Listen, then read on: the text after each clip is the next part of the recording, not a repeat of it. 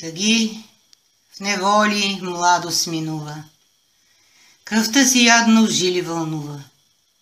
Погледът мрачен, умът не види добро ли, зло ли насреща иде. На душа лежат спомени тежки, злобна ги памет често повтаря, в гърдини любов, ни капка вяра, нито надежда от сън мъртвешки да може свестен човек събуди. Свестните у нас читат за луди. Глупецът вредон всеки почита, богат е казва, па го не пита колко и души изгорил живи, сироти колко той ограбил и пред ултара Бога измамил с молитви, с клетви, с думи лъжливи. И на обществен той е мъчител и поп и черква с вяра слугуват, нему си кланя дивак учител и вестникарен заедно мъдруват, че страх от Бога било начало на всяка мъдрост. Той е казало стадо от вълци в овчи кожи, камък основен, за да положи на лъжи святи, а ум човешки да скове навек в окови тежки. Соломон, той е тиран, развратен, отдавна в раят не иде запратен, казал е глупост между глупците и нея светът до днес повтаря. Бой се от Бога, почитай царя. Свещена глупост.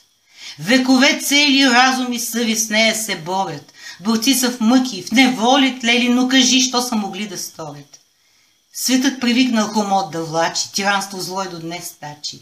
Тежка желязна ръка целува, лъжливи уста служа с вяра, дума и моли се, кога ти бият, кожата да ти одире с вяра и кръвта ти да змии изпият. Само на Бога ти се надявай. Боже, помилуй, грешен съм ази, думай, моли се и твърдо вярвай. Бог не наказва когото мрази. Тъй върви светът.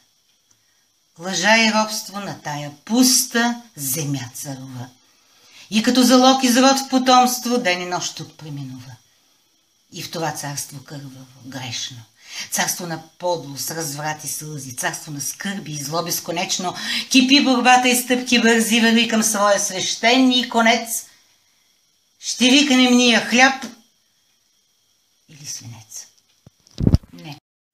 В тъги, в неволи младост минува. Кръвта си ядно в жили вълнува. Погледът мрачен, умът не види добро ли, зло ли насреща иде. На душа лежат спомени тежки. Злобна ги памет често повтаря, в гърдини любов, ни капка вяра, нито надежда от сън мъртвешки да може свестен човек събуди. Свестните у нас читат за луди. Глупецът вредон всеки почита, богат е казва, па го не пита колко и души изгорил живи, сироти колко той ограбил и пред ултара Бога измамил с молитви, с клетви, с думи лъжливи. И на обществен той е мъчител и поп и черква с вяра слугуват. Нему си кланя дивак учител, известникарен заедно мъдруват, че страх от Бога било начало на всяка мъдрост. Той е казало стадо от вълци в овчи кожи, камък основен, за да положи на лъжи святи, а ум човешки да скове навек в окови тежки. Соломон, този тиран развратен, отдавна в раят не иде запратен, казал е глупост между глупците и нея светът до днес повтаря, бой се от Бога, почитай царя. Свещена глупост. Векове цели разум и съвест с нея се борят. Борци са в мъки, в неволи тлели, но кажи, що са могли да сторят. Светът привикнал хомот да влачи, тиранство зло и до днес тачи. Тежка желязна ръка целува, лъжливи уста служа с вяра, думай, моли се, кога те бият, кожата да ти одире с вяра и кръвта ти да змии изпият, само на Бога ти се надявай.